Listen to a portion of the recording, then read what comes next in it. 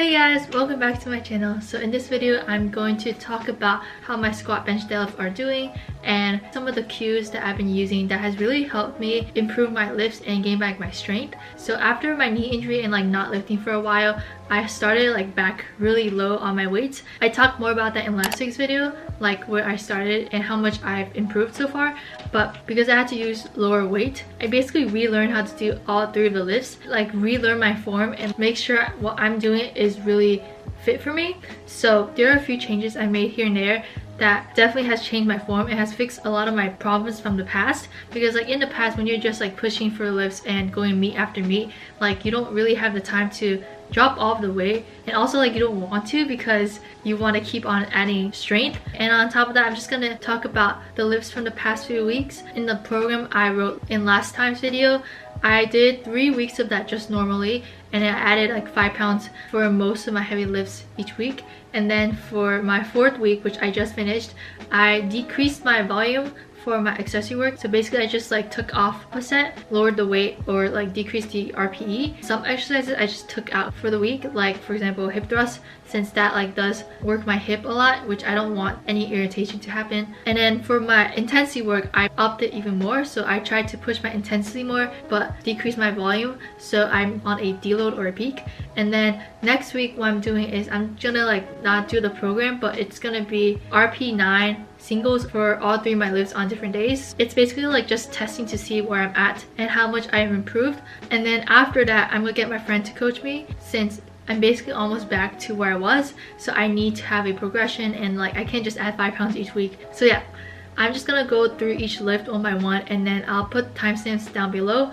Okay, so starting for squats. Squats is the one I'm improving the slowest because of my knee injury, so I had to drop down a lot. As I said in last week's video, I started with squatting 115, and my squat max is 287, which is gonna be a while until I get there because I'm still trying to monitor my knee. Right now I'm only squatting once a week, but next block I will be definitely squatting twice a week, but still kind of limiting the volume so I don't overwork my knee and injure it again.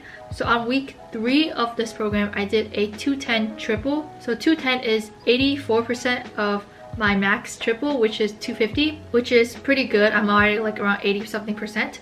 The week before that, I did 200 for triple, and usually I only add 5 pounds a week, but I decided to push it up a little more that week and add 10 pounds, and that was RPE 8.5. And this week I did 215 for a double.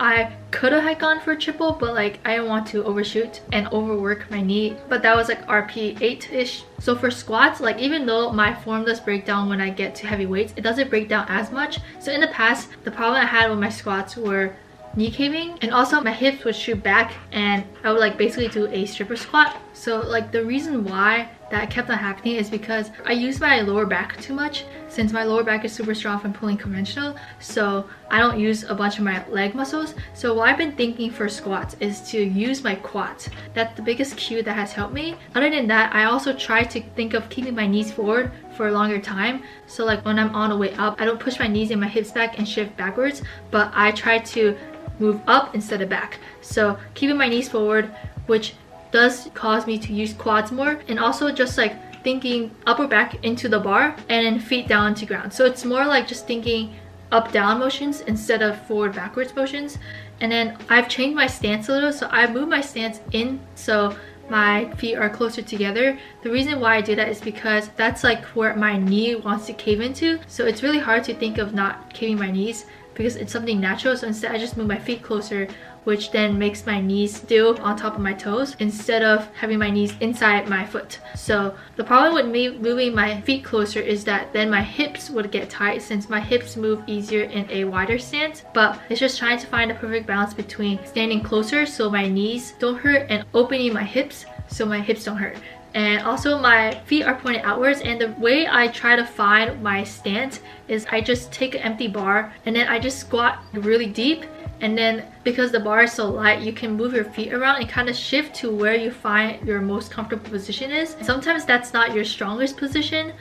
For me, I'm stronger when I'm standing a little bit wider, but that does cause other complications. So for me now, it's better for me to be in not my strongest position but rather be in my safest position.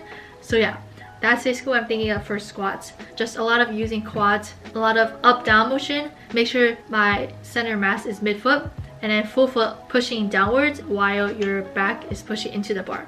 Okay, so for bench, on my week 3, I had 130 for a bench triple programmed, and that's what I did. So I did 130 for a triple, and that moved at like RP 7, which I'm supposed to do an RP 8 triple on that day. So that's why I just decided to go up to 135 for a triple, and that ended up being RP 8, and I was like super happy that I finally got 135 again.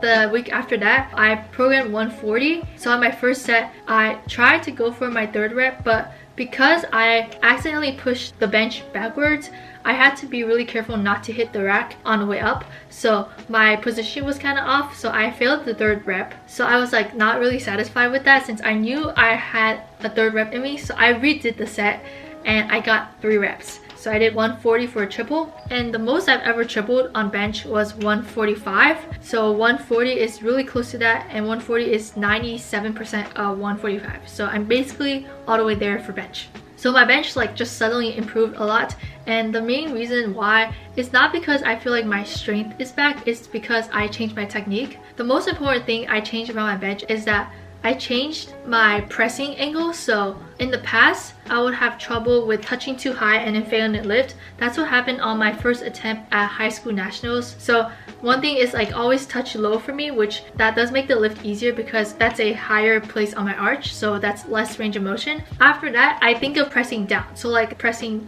down like this, like from here to here, that's what I think of. So when you're on an arch, so this is my head, my upper body, and then my lower body. So if you don't have an arch, then you're pressing like this. But if you are on an arch, you're basically on a decline. And when you're on a decline press, you press this way. So your arm is not perpendicular to your body because you're pressing on a decline with the arch. So that's why when you're lying down on an arch, you kind of think of pressing down, like pressing towards your feet. But I just thought of pressing downwards, and it looks like I'm just pressing like this. But since like my starting point is on a decline, then this feels like I'm pressing downwards. You want to be pressing perpendicular to the floor, not pressing perpendicular to your body. And that, first of all, takes away any pressure on your shoulders, which makes bench pressing safer.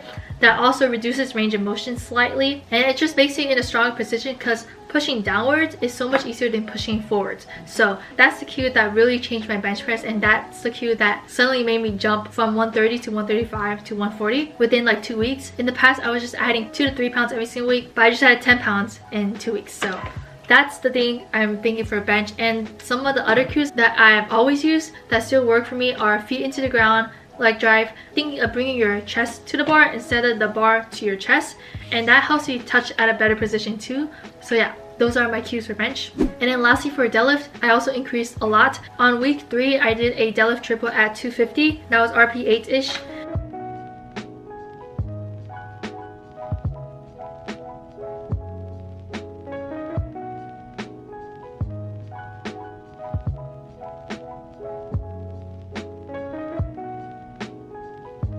And then on week 4, which is like a few days ago, I did a deadlift triple at 260. So instead of adding 5 pounds, I just added 10 pounds.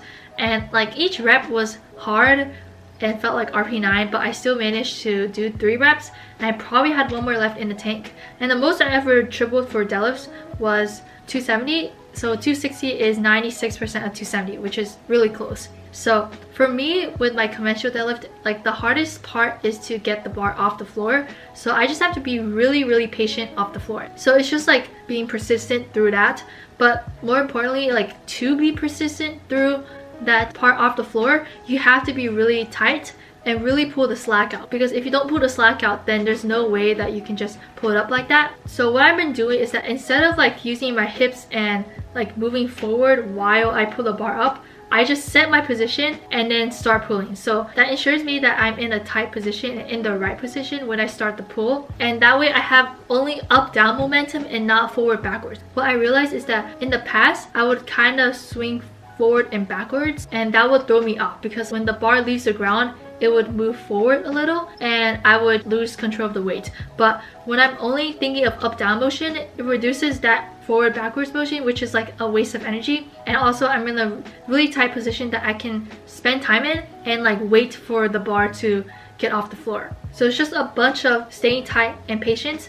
And also I'm just like engaging my lats to pull the slack out, and that's basically what changed my deadlifts. Like in the past, I knew I had more potential for deadlifts. It's just that I just couldn't get past pulling it off the floor, because usually when I pull it off the floor I can lock it out. But what I've found is that I just have to be really patient off the floor and really tight to just keep on pulling and wait for it to move. And since like it moves so slow at that point, you don't want any forward backwards force that would cause you to tip over. So it's just all my energy pulling up. Also, another thing that I've been trying to do is to use a little bit more quads with deadlifting, so I don't rely totally on my lower back. And to do that, I just try to keep my knees forward for a longer amount of time. So like after pulling the bar this much off the floor, I try to keep my knees forward to engage my quads and use that more, instead of just like turning it into a stiff leg deadlift. So yeah, that's basically it for all three of my lifts. Those are the cues I've been using, and like especially for bench and also for deadlifts, after fixing my technique, I can lift so much more. Honestly, I don't feel like I'm actually like 95% back to where I used to be, like strength wise,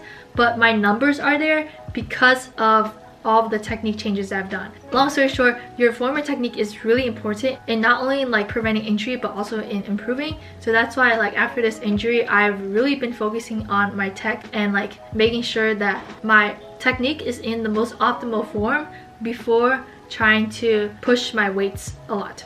So yeah, next week is week 5, which I'm basically doing RP9 singles, which I'm super excited for. So yeah, I hope you guys enjoyed this video and learned something. If you guys have any questions, leave them down below, or any video ideas you want me to make. And also follow me on Instagram. I probably will start posting my lifts more now that I'm kind of back to normal. And I turned my account private because there's just like a lot of bots that follow. But if you're not a bot, then I will accept the follow request. So yeah, like the video if you did, and subscribe and turn on the notification bell if you don't want to miss another video.